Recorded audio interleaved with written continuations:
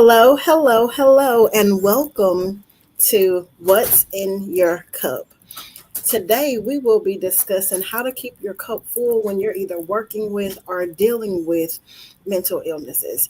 September is Suicide Awareness Month, so What's in Your Cup is excited to have Dr. Eric Little with us. He is, I do believe, make sure I'm not misquoting, a board certified Christian counselor. That's correct. That's correct. So, welcome, Dr. Little, and tell us a little bit about you. Like, how did you get into mental health?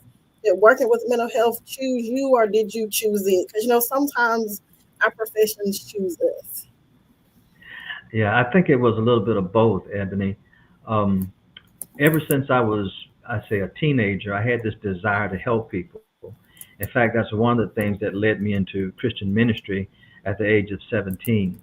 But when I went to college, I actually started out majoring in music, and somewhere along the way, God put the intention in my heart to want to do something to help people. So I ended up in social work. I kept the music as a minor, majored in social work, and I worked in the social work profession for many years until I decided to go back to school because I just wanted to know what made people tick. I wanted to know why people behaved the way they did.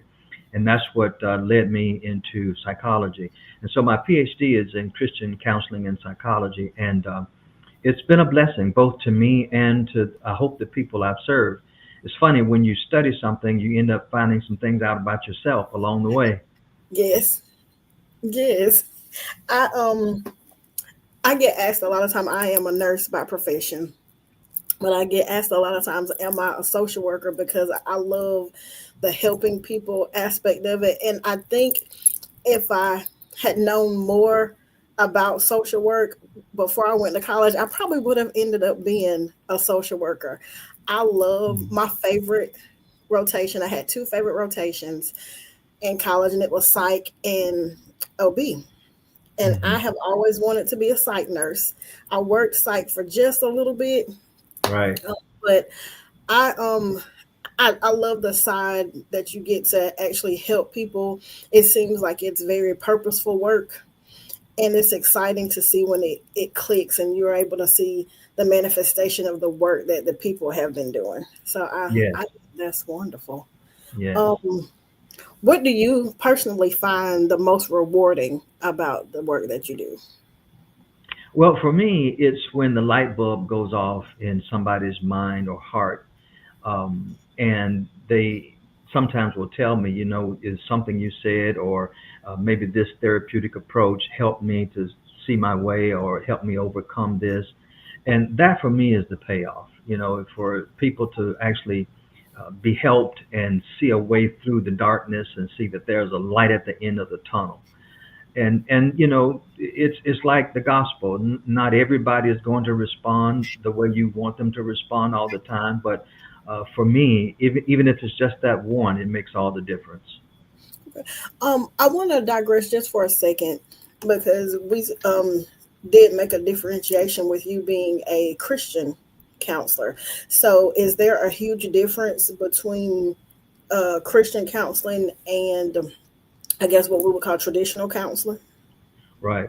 Well, that's a good question. And Christian counseling basically focuses on the use of scripture, and it includes a person's faith. Oftentimes, if you go to, and for lack of a better word, a secular counselor, Mm-hmm. um, you may or may not feel comfortable bringing your faith along with you. When Okay. in Christian counseling, we understand that people bring their faith with them to the counseling experience. And so we don't discount that. Okay. Sometimes, unfortunately, in traditional psychiatry and psychology, faith has no place in the therapeutic approach. Mm-hmm. But in Christian counseling, faith is included as a part of. Now, that doesn't mean we don't use traditional therapeutic modalities. We still use CBT, cognitive behavioral therapy, and other therapies, other treatments that traditional counselors use, but we always use it in the context of scripture and the person's faith. Okay.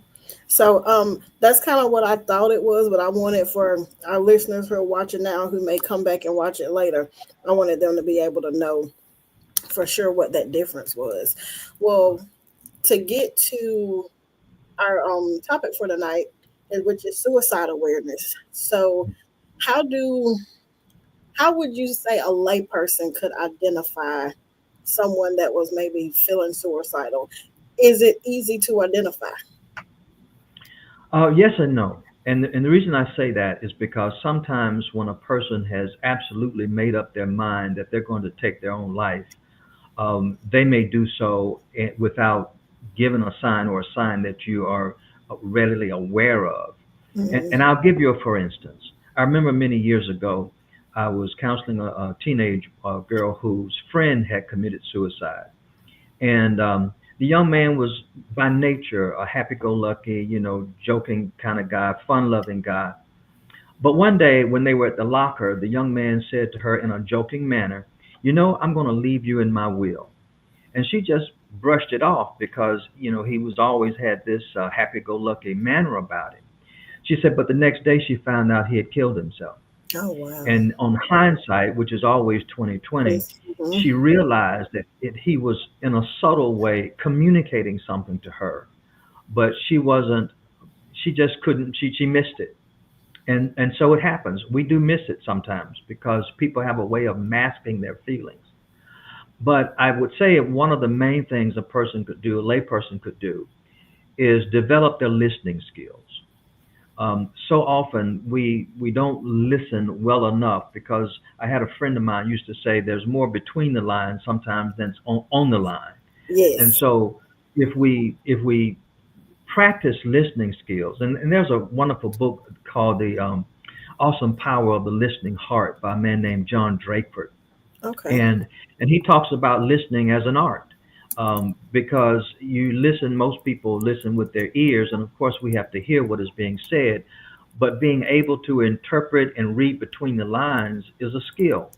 So I would encourage lay people to develop their listening skills, because sometimes people drop little hints, just like the young man who said to his friend at the locker, "I'm going to leave you in my will." Hmm. Another thing people do sometimes is if you notice their behavior change, you can pay attention to that. So if a person is, I don't know, suddenly very, very angry or has intense mood shifts that's out of character or seem to be coming out of nowhere, that's something to pay attention to. And not just with adults, it is true with children as well, because we know that there is a high incidence of teen suicide. In fact, I think the CDC says the highest is the second leading cause of death among young people ages 15 to 20. Mm. So we know that it's there. So I would say pay attention to changes in behavior, acute changes in behavior. Now, the opposite end of that is not just a person being angry, but also being extremely sad. So we know people can get sad for a lot of reasons. You Hmm. lose a loved ones, you're going to feel sad. That sadness can be called the grief reaction. If you lose a job, you're going to be disappointed and you may be sad for a little while. But if it continues for days upon end and weeks, and the person never seems to be coming out of that slump, then it's time to pay attention. It's time to ask, what's going on? Or is there anything I can do to help you? Sometimes people will, not respond. Sometimes they'll be stoic and not accept your help, but it doesn't hurt to ask, what's going on? Just checking in with a person from time to time, I think is often underestimated. Um, so those are some things that I would suggest. And also, if a person has gone through a tragic experience, such as the death of a close loved one, or maybe there's a tragedy that's occurred in their family, those major incidents of um, adversity and tragedy, those things can trigger a suicidal ideation, we call it. Yes. Okay. So when you have someone who presents to you and who expresses suicidal thoughts, or suicidal ideations, what type of I would think maybe it's called a safety plan. Um, what do you do to take steps to help keep them safe? And at what point do you involve family or authorities? Because we know HIPAA is extremely important, especially when treating Yeah. treating mental Right. illnesses? Right. Well, it's a good question. I think it depends on the situation. So let's say if you're on the phone with somebody Hmm. and they indicate that they have been thinking about taking their own life, or they tell you that they've gone out and purchased a gun, or that they've been thinking about taking all the pills that's in the medicine cabinet. One of the main things I would suggest a person do is stay on the phone with them, keep them talking, let them know how much you care, and let them know that their lives do matter. Hmm. Because one of the ingredients of suicidal ideation, and that often leads to suicide, is that a person gives up hope. They start feeling hopeless, or they Hmm. start feeling worthless, that their lives don't matter, or that nothing I do is ever going to work out. And it's these negative cognitive distortions, we call it, that can snowball into the act of taking a person's life. So I would keep them on the phone. I would talk to them and let them know how much they mean to you. Talking is sometimes underestimated, but it can make the world of difference. And while you're talking to them, um, you can actually get someone else to call. If you can't do it yourself, you can get someone else to call 911 and have law enforcement go to the person's home if you feel that the threat is imminent, that the suicidal ideation is so severe that they may take their lives. Or you can say, well, look, I'm going to come over there and visit. If it's okay with you, I'd just like to come and sit and we can talk for a while.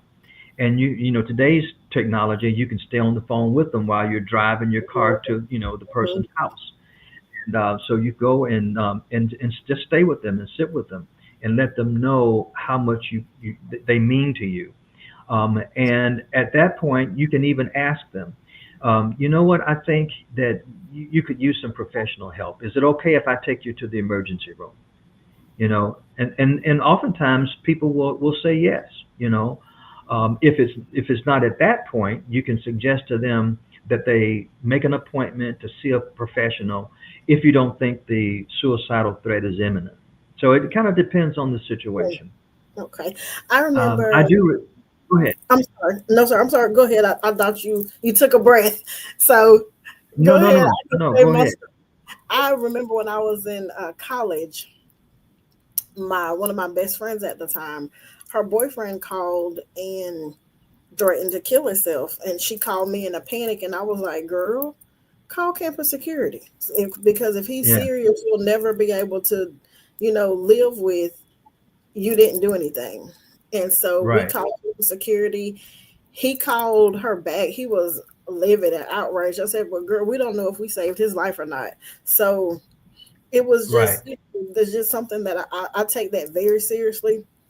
If Hmm. someone, presents with something like that, I tell my friends, don't hang up the phone crying with me, because I will send everybody to your house. I will send I will send my parents over there. I will send the police over there to do a wellness check, because I want to Yeah. know that I did everything that I could to make sure that you had the resources to make sure that you were okay. So yeah, I told them I will call the Right. police on you. Yes. Yes. Well, it's better to err on the side of caution. Mhm. And I was just about to share an experience I had with a young man many years ago who I was working a crisis line at a mental health center, and he basically said that he had a shotgun and he was contemplating killing himself. Mhm. And so while I had him on the phone, I was on a desk phone, but at the same time, I asked one of my colleagues to call the sheriff's office and have them to go to the person's house. I was able to get his address, and sure enough, they sent the sheriff's department out to the guy's house, and they talked with him a long time and confiscated the weapon. So it's better to err on the side of caution. Yeah, I totally agree. So, being that you do specialize in Christian counseling, in your experience, have you found that religion helps or hinders those with suicidal thoughts and ideations? I think for the most part, Ebony, it helps because having an active faith can be a buffer. They talk about proactive factors in suicide prevention and protective factors. And so a protective factor is something that would keep the person from committing suicide or keep the person from contemplating suicide. And so a person's faith or religion can be a protective factor because if you have faith in God and you're close in your relationship with God, you know God loves you and He has promised to never leave you, never forsake you. On the flip side of that, sometimes a person's religious beliefs, depending on how they were raised and how they were indoctrinated, can actually be more harmful than good. I call it misguided theology. Okay. If you are raised in an environment where God is always presented as a tyrant, looking Mm-hmm. to strike you down every time you do something wrong, if you've never had a loving father figure, or if your father figure was very strict and abusive, oftentimes our images of God sometimes relate to the images of our parents. And so when you have that kind of theological upbringing, it can it can really do a number on your head and on your emotions because you'll get to the point where you feel that even God doesn't love you. Okay. I can see that. And interesting that you bring that up because I actually had a client many years ago. It's a teenage girl who was having some trouble with her parents, and her parents had even taken her to the local minister in their community to have what they thought were demons exorcised from her. So they somehow came to the belief that she was demon possessed. Mm-hmm. Um, well, the behavior didn't change. So eventually they ended up bringing her to me for counseling. And so after I sent the parents out and talked to the young lady by herself, she began to explain to me, what was going on in the household. And the behavior that she was exhibiting was, traditional teenage behavior, running away, staying out from, Yes. past curfew and all this kind of thing. So there was some parent-child conflict for sure, but nothing to the extent of what we call demonic possession. However, that experience led her to believe, and I'll never forget what she told me. She said, "Doc, I started to believe that even God didn't want me." Mm. And when you have that kind of experience, it can do more harm than good. Okay. Oh, that's rough. And I could see, especially in those teenage years where your individuals are trying so hard to find themselves, find what their core center of beliefs are, that can be a very trying time. I do remember one time when I was working on working somewhere, and we had some children come in for they be on suicide watch, and we have to have sitters, people who have to be in there and sit with them, and some of them were really just Right. self-harming for attention, but they just really kind of needed somebody to listen Hmm. to them, and then it was sad for me to see their parents kind of give up on them because they was like, well, we're always here, this is a never ending cycle. So I would just pray for them, and pray that they was come to some sort of resolution to get what they really needed. And with Right. that, how do you help people stay safe and feel hopeful in the long run? Like, what are some things that can be implemented for that? Well, I think having support, and one of the things I think the church can do is have support groups. There Mm-hmm. are churches that have support, and they are not necessarily suicide prevention groups, even though that could be added to the mix. But having support groups, even things like small Bible study groups, grief support groups, these groups provide fellowship and support that can help a person um, feel hopeful, help a person feel supported, help them feel loved. And we don't often think about suicide prevention in terms of love, but that's what it boils down to. When Jesus said, "Love your neighbor as yourself," he meant just that. Showing people that you care. I don't know who said it, but I heard somebody say once that people don't care how much you know until they know how much you care. Okay. And so I think that's one of the things that the church can do is in as far as keeping people hopeful in the long run, and also being trained. I was looking at some research that Lifeway Research Center did some years ago, and they were saying out of the Protestant churches that they surveyed, 37%, I think it was, had experienced the death of someone, either a close friend or relative, by suicide. But in that same study, only 41% of the pastors, we're talking 4 out of 10, had received any kind of formal suicide prevention training. Mhm. So I think it's helpful also that pastors and lay leaders receive as much training in mental health and suicide prevention as they can. And that kind of goes into the next question I was going to ask you is what can the faith community do to help? Yeah, And there, I have been seeing, and I took one with my job where they did a mental health first aid, and, yeah, and I think that that's important because people who, and with me being as a nurse, being that psychiatric care isn't my niche or specialty, you miss things, and mhm, I think just being able to talk somebody to get them somewhat stable on some type of stable footing until you can get the professionals there. So I think that is a great idea that having, I believe all lay people and ministers should be trained in that. What advice would you give to someone worried about a friend or a family member? I would advise them to be involved. Now, sometimes people um, they may have a family member that's struggling, and the family member may brush them off, right? Hmm. Um, but just because they brush you off doesn't mean you stop trying. And I think it's important to let the family member know that it's okay to not be okay. Suicide and mental illness and these things, they still carry that stigma along with it. Hmm. And so many people are afraid of what other people will think. And especially in the church community, they are afraid that they will seem weak. In Hmm. fact, some will go so far as to think that something is wrong with their faith, that they don't have enough faith, that their faith is not strong enough when they go through these trials. And so they'll try to pray it away, or they'll try to fast it away, or they'll try to get deliverance by laying on of hands to make it go away. When in reality, it may be a true psychological or psychiatric issue that needs professional intervention.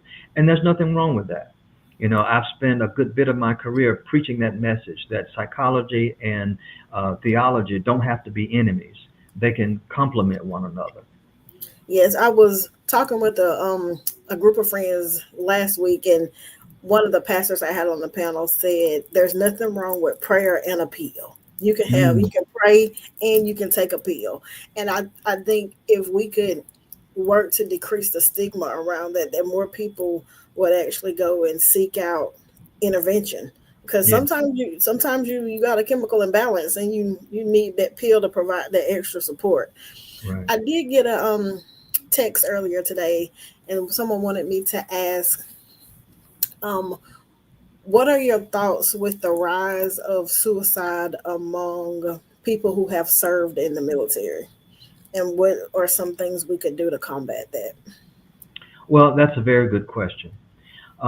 Aside from access to the VA and access to services, I think it goes back to what I was saying before, having some kind of support system.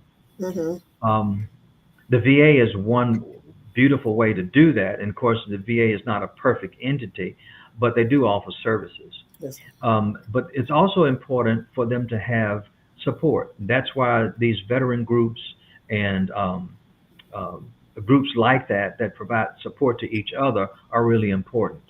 But it's also important for family members to try to understand, and you may not ever understand completely, but it's important for family members and others to try to understand what their life may be like and what it's like to walk in their shoes. Because you think about it, when you're in the military, my son served for about 10 years. When you're in the military, it's a world within itself.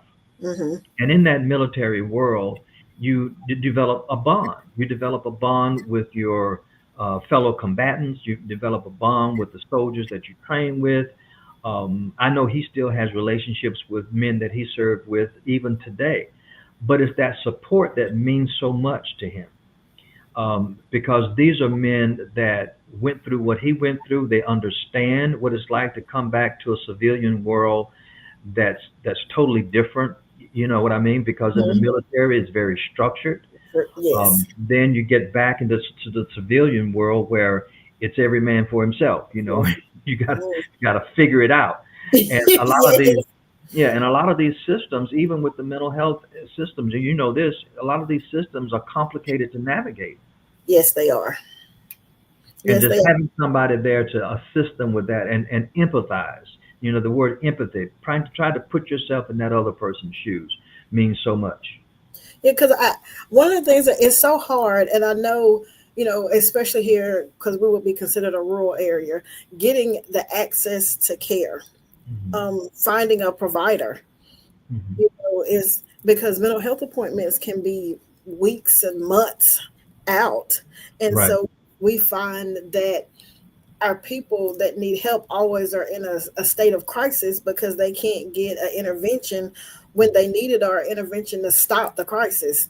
So Right. it is, like you said, resources, just having the resources there seems to be, could provide a lot of support. Yeah. What do you wish more people understood about suicide awareness and prevention? Ebony, I wish people understood that suicide is preventable. But again, it goes back to what you asked earlier about knowing what the signs are. Hmm. Being able to notice when a young person or an adult or family member are having sudden mood changes. And I don't mean to prolong the time, but even Nehemiah, when he was serving under the king of Persia, Hmm. even the king noticed that his mood had changed. Hmm. And he asked the question, Nehemiah, what's wrong? This is not like you.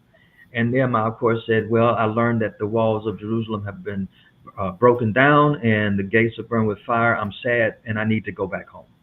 Yeah. So it's a matter of checking in with people from time to time. And they may say, oh, I'm fine. But at some point, if you check in, and they may say, well, you know what? Everything's not okay. This is what's going on with me and I need some help. They just may break down and tell you that they need help, and that's the time to reach out and get them some help. Speaking of help, there's two numbers that I think your audience should be aware of, and that's Okay. the 211 number. That's a local Wiregrass community number to receive help with services. And we're talking social services and family Hmm. services. That's 211. But the National Suicide Hotline is very simple, and it's 988.